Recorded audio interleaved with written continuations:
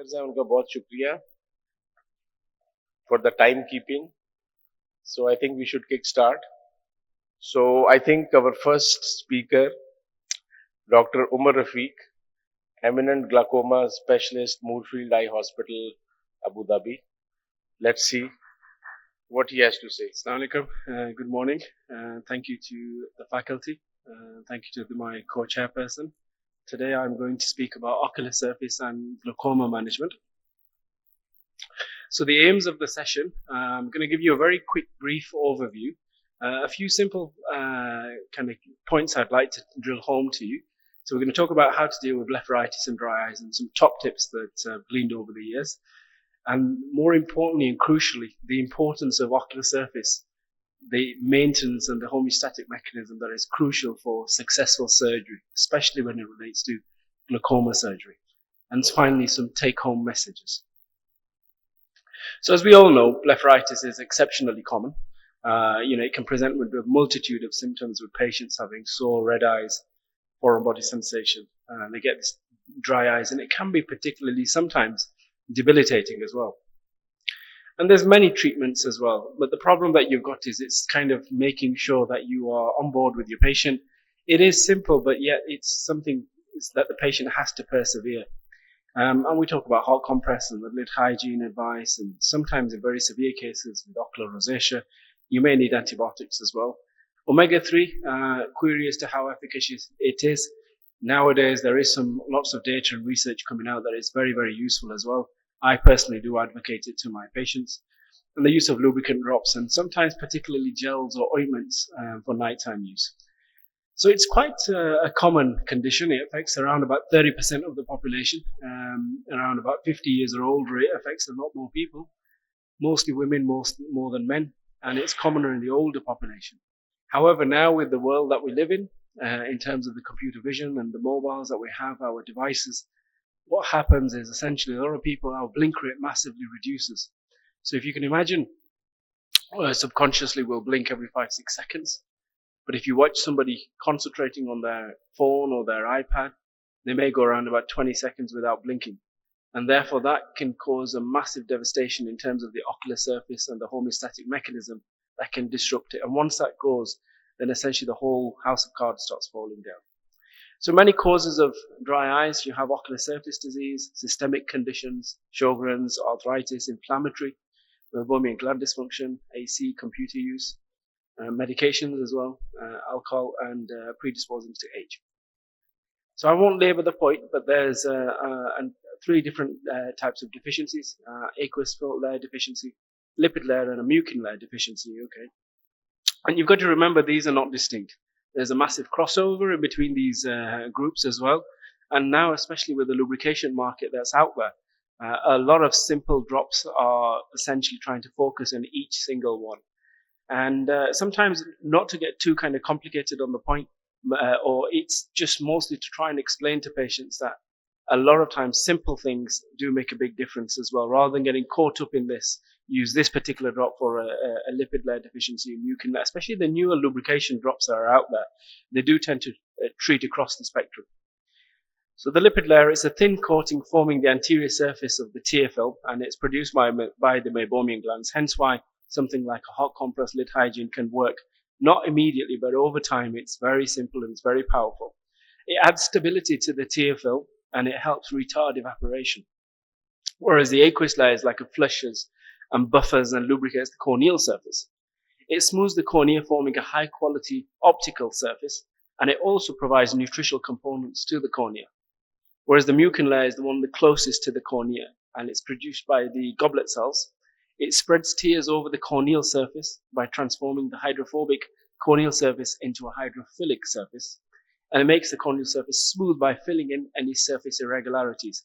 Hence, particularly why a lot of our patients, they may say at nighttime, they in particular get glare and halos, especially driving with lights, traffic lights, and that's simply with this, that they may overcome it in the daytime, but at nighttime it overcomes and it can sometimes cause a real issue. So the DUSE 2 was a multifactorial disease of the ocular surface, and it was characterized by a loss of homeostasis of the tear film, also accompanied by ocular symptoms in which the instability and hyperosmolarity and the ocular surface inflammation and damage, and neurosensory abnormalities play causative roles. So there are a multitude of symptoms and signs. You might get patients with burning, tearing, stinging, dryness, soreness. They get this heaviness, this photophobia, reduced tear breakup time. So do look for that clinically as well with fluorescein staining. They can have this hyperemia, papillary conjunctivitis, filaments and mucus plaques as well. And they also sometimes look for the blink malfunction as well. A lot of patients sometimes, without realizing, may have a slight lag of thalamus. And that's important, especially if you see an inferior kind of a punctured epithelial staining line. That's a good indicative factor that you may notice that actually do these. And sometimes you may ask them and they don't know. They don't know if they sleep with their eyes open. Especially if it's a child, they'll ask the parents or ask the partner. And they'll say, yes, of course, yeah, they do sleep with their eyes open. So here's a very nice nomographic. This from Professor Haminder Dua. It shows you the tear film breakup evaluation as well. So you can start seeing how this patient with dry eyes, very quickly, even after a couple of seconds, it just starts evaporating away. And it's indicated by the dark areas. So sometimes it may be so simple, but without staining, without having a look for it actively, you may miss this. So the treatments, as we know, we talk about lubricants used, preservative-free, especially if they are contact lens wear. And with contact lens wear, it's important, as well as explaining to them the rules of no sleep, swim, shower with lenses in. I do advocate to them that, try and minimize your wear time of your contact lenses in particular. Give your eyes time to rest, especially nowadays. We'll put them on from the morning right through to the evening. And, they are very effective with the newer materials, but it's still an issue in terms of a barrier to the ocular surface. There's differing strengths of lubrication used. You can also have gels and ointments for nighttime use. And something very important that has really changed my practice is cyclosporin. Okay, dry eye drops, immunomodulators. And there's various multitude formulations of cyclosporin now. But it's very helpful, and it's not just reserved now for the severe cases. In my practice, I have a very low threshold to start it pretty early. And sometimes now there's a lot of evidence coming on, as well as dry eyes and blepharitis. If you can get to them even into the mild moderate stage, you really help them as well. But it can sometimes sting. It's just about educating your patients and informing them that it may potentially sting, but it tends to settle down. But it's very effective, but it's getting to them pretty quickly as well. I do also inform them if I'm particularly starting them on lubrication drops as well, and they are bad. Sometimes you may need a crossover of, a week of steroid drops as well, just because the cyclosporin does have a slight kick-in period as well. But it can be very, very effective, and I'll start it initially for a course of 3 months as a minimum. So why is all this important coming to the key in glaucoma? And that's because as a glaucoma surgeon, ocular surface is absolutely fundamental. It's key. And that can be for many reasons, and I'll come to the surgical aspects in a moment. But if you have a patient who has a very bad ocular surface and they are on a multitude of drops, that just combines and compounds the problem. It's an individual who's already suffering with irritation and dry eyes, and then we're about to give them some strong pre-medication, and especially if it's not preservative-free as well, which adds to the problem. And especially in bleb surgery, it's really crucial. Sometimes in patients that I need to operate on, I'll stop all their drops just to give the eye time to breathe and rest. You may need to put them on oral acetazolamide, treat them with steroid drops just for a few weeks before surgery, just to calm the eye down. Operating on a hot, tender eye, is a recipe for disaster. The success rates rapidly deteriorate. And because we're also looking at bleb morphology, we've all seen these big cystic blebs, these ring of steels as well. And the importance of that is picking patient selection criteria is key. And we all sometimes see, kind of, as I mentioned, with ocular toxicity, have a very low threshold as well. If you're about to prepare these patients for surgery, it's about maintenance. Doing the surgery is actually the easy part sometimes. It's about preparing them before and after. So glaucoma and ocular surface disease coexist in the elderly population, in all populations, but they represent a spectrum of diseases, and there's a big crossover from the mild to the severe stages. In glaucoma patients, it's generally very much underdiagnosed and undertreated, unfortunately. And it's reported as many as 50%. I'd argue that's an underestimation, with glaucoma report symptoms of OSD. Surgical outcomes, in patients are affected massively, and it can be more severe also because you can precipitate it. Hence, it's crucial that you optimize it well before surgery. Okay.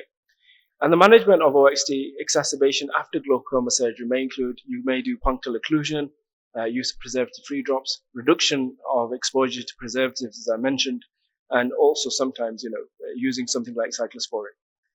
Now, with the MIGS procedures, they're now frequently combined with the cataract surgery because that sometimes in certain MIGS procedures, especially if they're angle-based, can allow you to bypass the bleb-related issues that we may have. So it's an important indication, especially in patients who I feel may have a very poor ocular surface. Because if you've got a very already quite a angry, scarred conjunctiva, you can pretty much bet your bottom dollar that bleb-related surgery, trabeculectomy, is probably not going to work for very long. Okay, you may have to do multiple needlings. So ocular surface disease has been associated with infection after glaucoma surgery as well, and the complications such as the formation of Delin after trabeculectomy. Now, the failure of bleb-based glaucoma procedures has been associated with an exposure to benzalkonium. Hence why, as a glaucoma surgeon, I'm very, very keen. And one of the take-home messages I would say is try, if you possible. I understand it's limited in certain parts of the world with what's available to you, but in the best of your ability, if you can and you have access to preservative-free medication, always try and go for preservative-free medication. When you're evaluating OSD in glaucoma patients, point-of-care testing can be very helpful adjunct in the management of tear breakup time.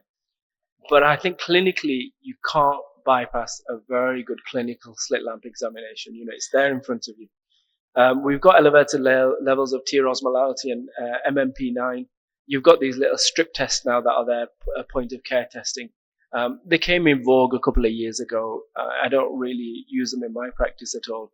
But I think clinically, we're all very astute as to look at it. I think the concept is not picking it up, is actually looking for it. Sometimes we just may miss the obvious. It's very important to identify certain ocular surface staining patterns as well, especially with the following conditions.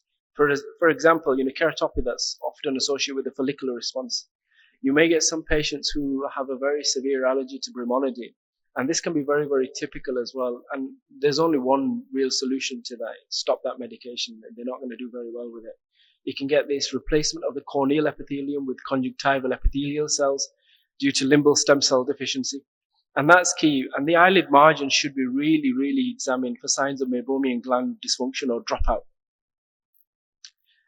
Medications often contain BAC, benzalkonium, and they've been associated with the presence of pro-inflammatory cytokines. And it causes oxidative stress and direct interactions with the lipid component. And like I explained earlier to you with the tear film, you've got those three components, and it's a very specific homeostatic mechanism. If anywhere you disrupt that routine, it's going to affect everything in that cascade.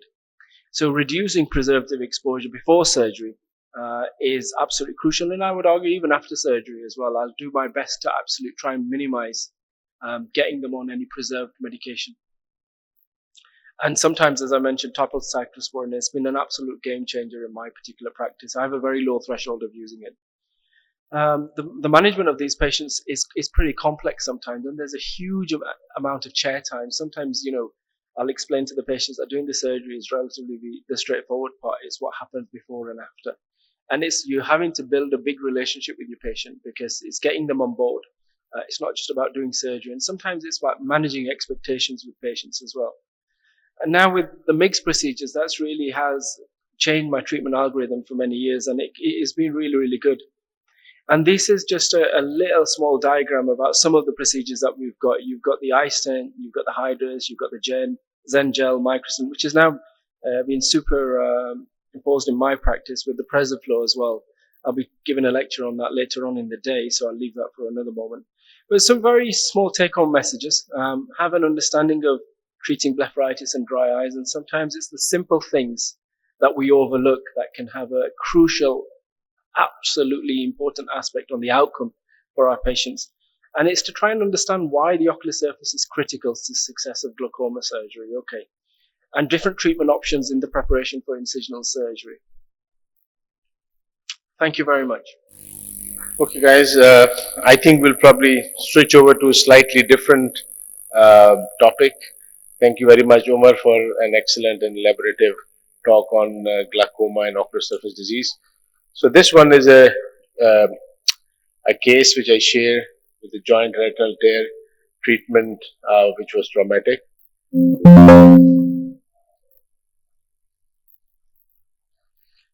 So basically, 33-year-old female involved in a car accident. She was high myo, -5. Uh, After a few days after the accident, she noted that there is some decrease in the vision. There was no previous significant ophthalmic history of any ocular problem. The vision acuity was 1.0 and zero point 0.1. Normal anterior segment, extensive tobacco dusting in the vitreous with large operculum, PVD, and a giant retinal tear extending from 1 o'clock position till 5 o'clock position with posterior edge rolling over the macula. She also had multiple horseshoe tears in supranasal and supratemporal quadrant.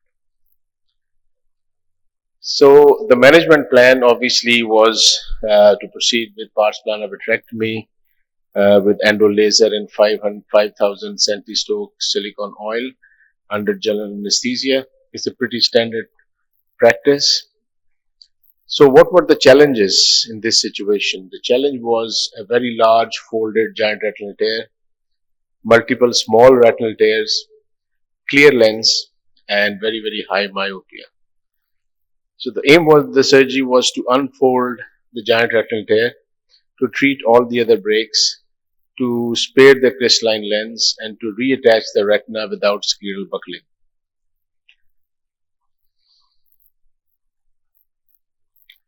So here's the quick video. Uh, Basically, as you can see, this is a giant retinal tear which is nearly folded over to the macular area. So normally I start with, after the initial vitrectomy, I stabilize the posterior pole with the heavy liquid.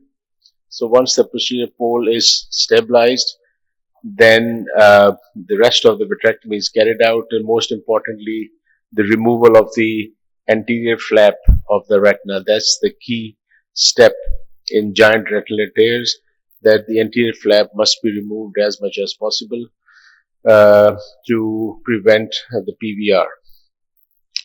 And after that, the silicone oil filling, that's again not the silicone oil, the heavy liquid filling is important to unroll the retina. And if the some of the edges are folded again, they can be unfolded using the diamond dusted scraper or sometimes with the flute needle. The key in this situation is to filling up of the cavity with the heavy liquid. And once it is completely done, it is important to treat all the other breaks. And in this case, the patient had multiple breaks, as you can see, and thorough internal search was required. So once you can see the retina is completely attached under the heavy liquid, then we proceed with the laser. The key in this situation is to do a gentle laser, because a heavy laser can create further breaks.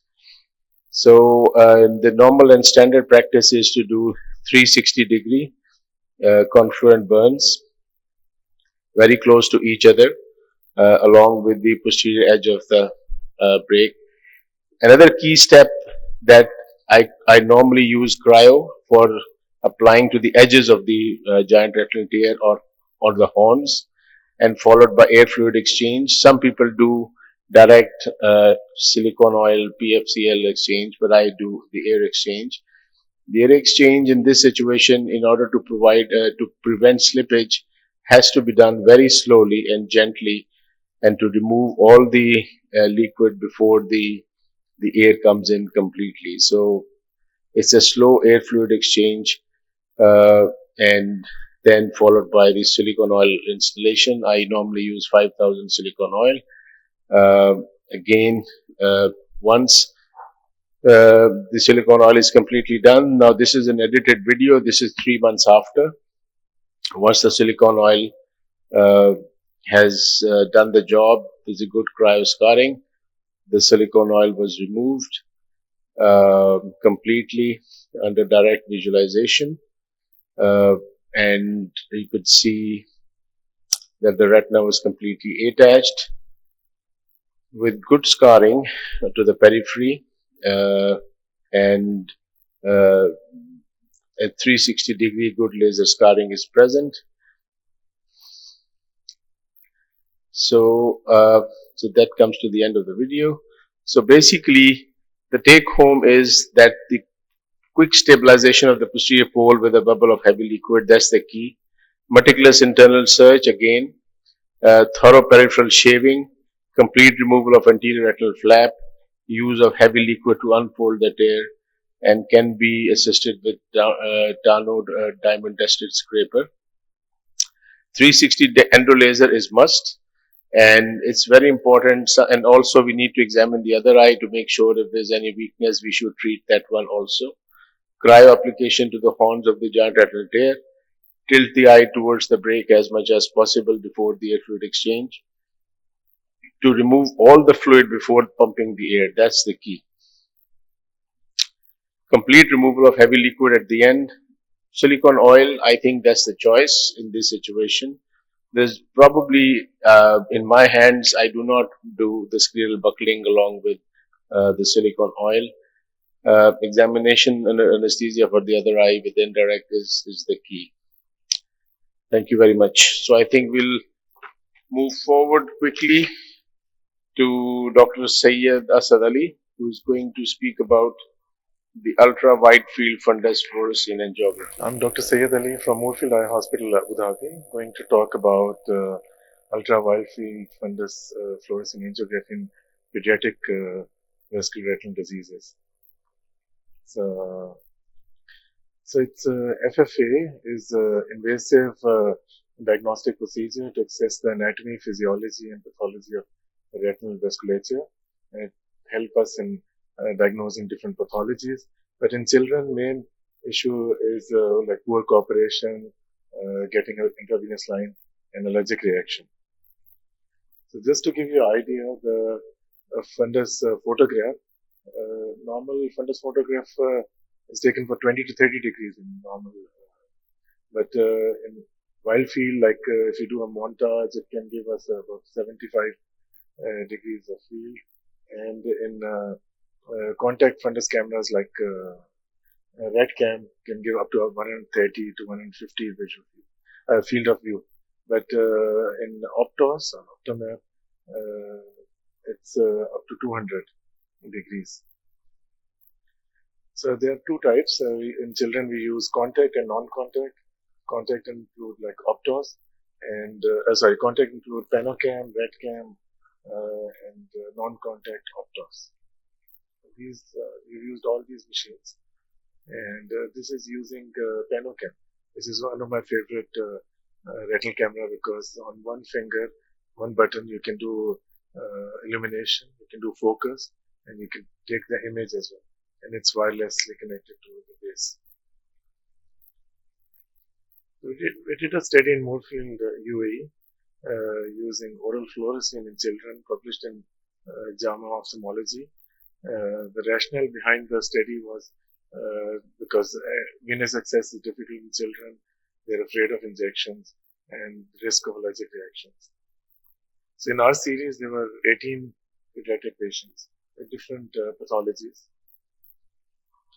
So very small children, we do it through flying baby, or older children can sit easily on Optus machine.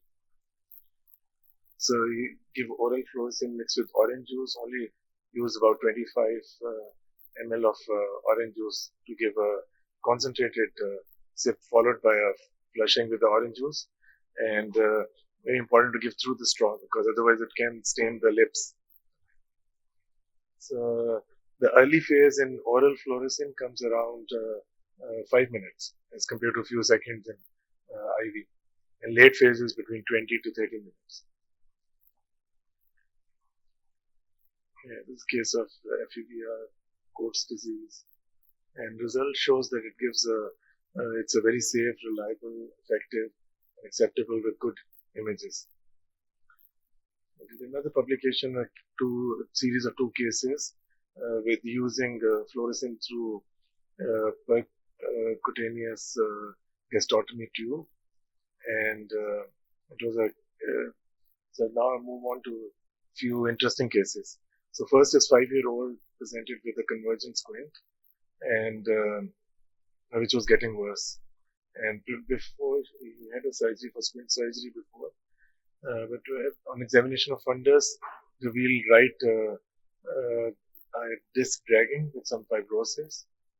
And, on examination, this was his finding with the 30 diopter prism esotropia.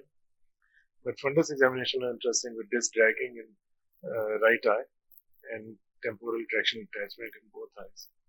So this is the disc photograph, and you can see far periphery scarring. On angiography, it's showing leakage, and the macula thickening was there as well. And so I performed laser treatment in this case. In the center, you cannot see the laser reaction because the retina is detached, not giving reaction from laser. But after post-operatively, post-laser, the vision has improved. Macular thickness was reduced.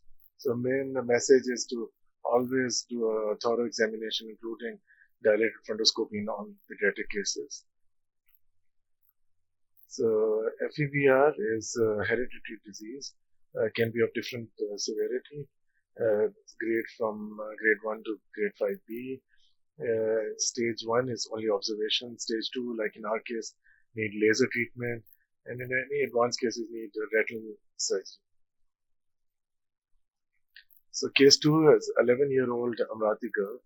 She, with a family, with a history of cardiomyopathy, had a heart transplant in USA, had a genetic test, and there was a mutation, and her vision was reduced and getting worse.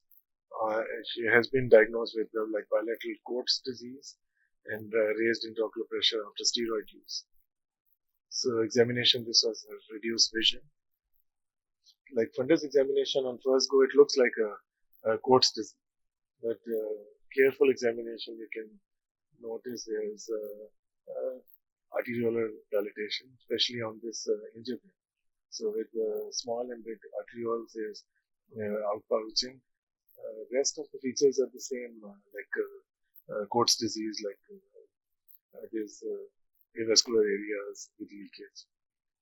But so we did, I performed laser treatment and anti-VEGF injection. Osidex was not given because of steroid responder. So this is a very rare condition. It's called FARM, a familiar retinal arterial macular aneurysms.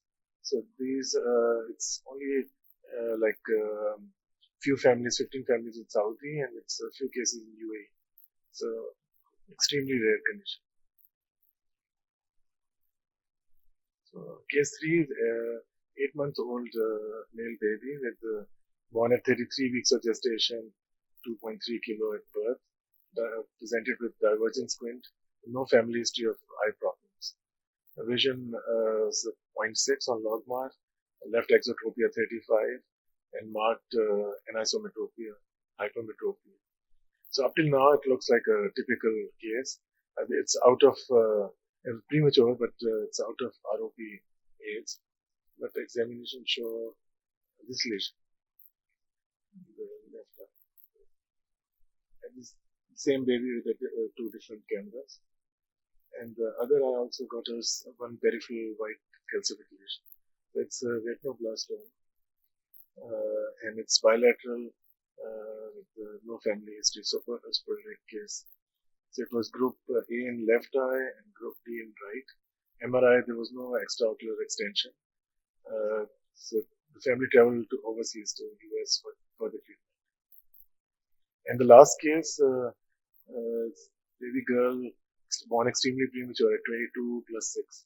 So in the UAE now, neonatal care is very good, and even 22 week are surviving. We see about 3-4 babies every year, 22 weeks. For 40 grams, so IVT, this ranibizumab was given at 33 weeks. It was only first or second ROP exam, and it was advanced ROP. And then at 38 weeks, we start some reactivation, but it was not progressing from stage 2. So did a laser treatment later. So this is initial FFA.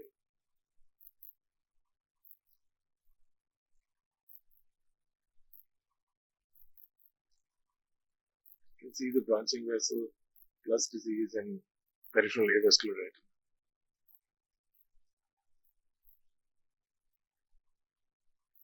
So learning points, FFA before all laser treatment I'm doing. It's helpful in especially in cases of vascular arrest or persistent avascular retina. In conclusion, in children we can get a high quality fluorescein imaging in children with oral fluorescein, and it help us in diagnosing a condition and making treatment decisions. Thank you very much. Good morning. Thank you for the organizers for having us. So I'm Dr. Irfan Khan. I'm one of the pediatric ophthalmologists working along with Dr. Usman, Dr. Umar, and Dr. Sayed. I'll be talking about challenging pediatric cases that I came across in the last 2 years. So case number 1 is a 4-month-old with a very shallow anterior chamber and a B stalk. On the B scan there was a stalk with the retinal elevation. So the diagnosis was made as PHPV. This patient was referred because most of the physicians said that there's no need to operate on the eye because of very poor prognosis. But if you look at the UBM scan, the anterior chamber is so shallow that this, if we don't do anything right now, this will lead to definitely with some kind of glaucoma. So this is a surgical video. Let's play it up. I use the consolidation for it, the 25 gauge. The AC is quite shallow. After the introduction of the DC maintainer, going with the microcapsular access forceps, it was so shallow, even my entry is a bit kind of like sideways. So the lens in these cases is clear, but there's a big plaque on the posterior capsule. Sometimes they have blood vessels in it, sometimes they don't. But the most other thing is that they have a stalk which is extending into the retina. B-scan is a good tool to do it, but it's difficult to tell you where the exact attachments to the retina are. They may be on the optic nerve, they may be on the macula, and so they have to be carefully taken out because inadvertent pulling on the posterior capsule can cause retinal detachment. Although the vitreous body is quite thick in these cases, so here we're going inside with a 23 gauge cutter. The approach is slightly different. You go 360 degree. You start from the periphery, and then you go all around, and then you tackle the central opacity at the end. If it's vascular, you have to do cauterization. Otherwise, in some cases, once you detach it 360 degree all around, that free floating edge, it will retract back. I'm not quite sure if you see there's like a grayish shadow there. That's the retinal elevation. So all these cases these cases are also good because once you relieve the traction, the retina also automatically flattens. That's at the end of the case, just to see if there's any vitreous in the anterior chamber.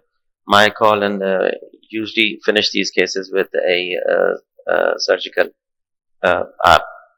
iridectomy.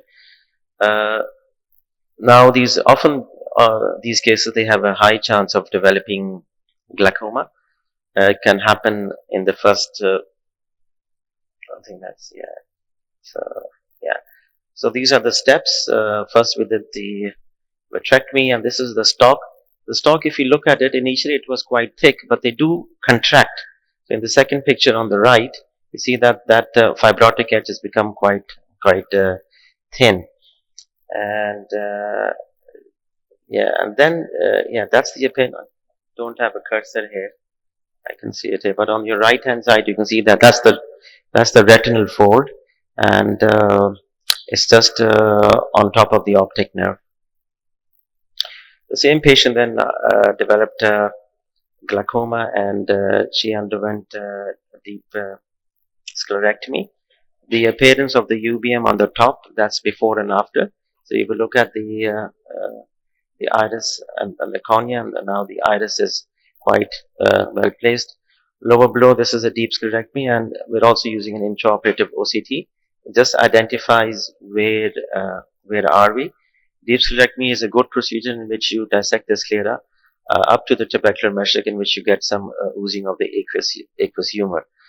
It does have limited side effects, and once you finish it, you close the flap with two loose sutures.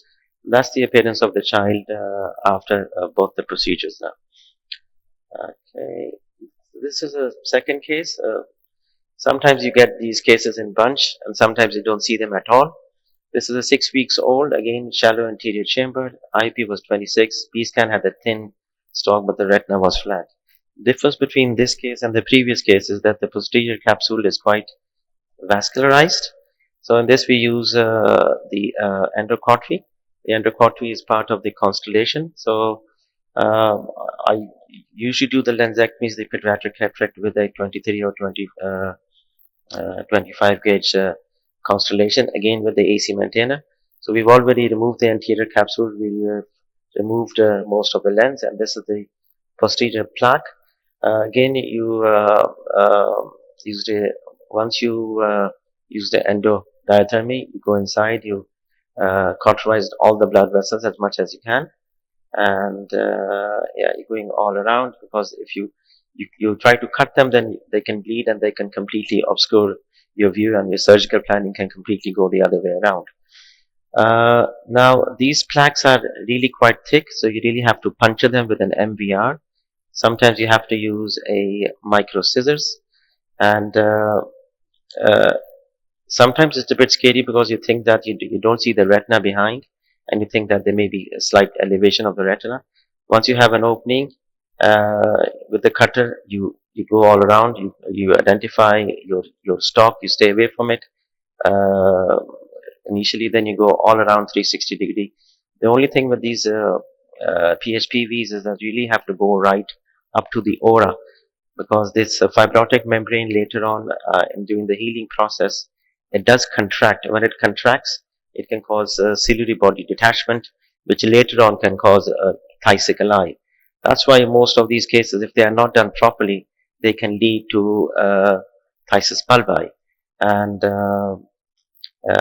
so that's again the similar thing. I'm just trying to cut it. Now over here, what's happening here is that we're trying to detach it from that thin stalk. So again, you go behind it, you cauterize it. Here you can see it's now floating in the midvitreous there. And again, now I'm indenting. So you can use any indenter, a squint hook, indent it, and you can shave the capsule right up to the edge of the ciliary body. Again, the reason is that because these membranes, they do contract. So this is a paper which came out for the PHPV. It shows that it does come with a lot of complications. There's about bleeding in about 38% of the eyes. There's hemorrhage in about 27% of the eyes, and hyphema. So the list of complications go on. But if you do them with the proper technique, with the proper tools, your success rate is good. So in summary, a PHPV cataract, you need to plan your surgery correct. You should have the proper tools. An anterior approach in my hands is a bit safer. I know often people like to do pass panel approach. Shallow angles that need to be considered need to be done more earlier. They do develop secondary glaucoma, so if either you can do it yourself if you have the glaucoma skills, you should have a pediatric glaucoma surgeon at hand. They do have poor prognosis, but most of these patients, they don't like the white reflex, and yeah, so cosmesis is also important. Parents' expectation is one thing. They think once the cataract is out, they can improve their vision. I never promise them any vision. I just tell them that the side vision will get better, and that's only a 50% chance if they use the correct contact lenses. And of course, all these cases, they need more than one procedure. This is a QR code of the surgical video in detail. If anyone is interested. Thank you very much.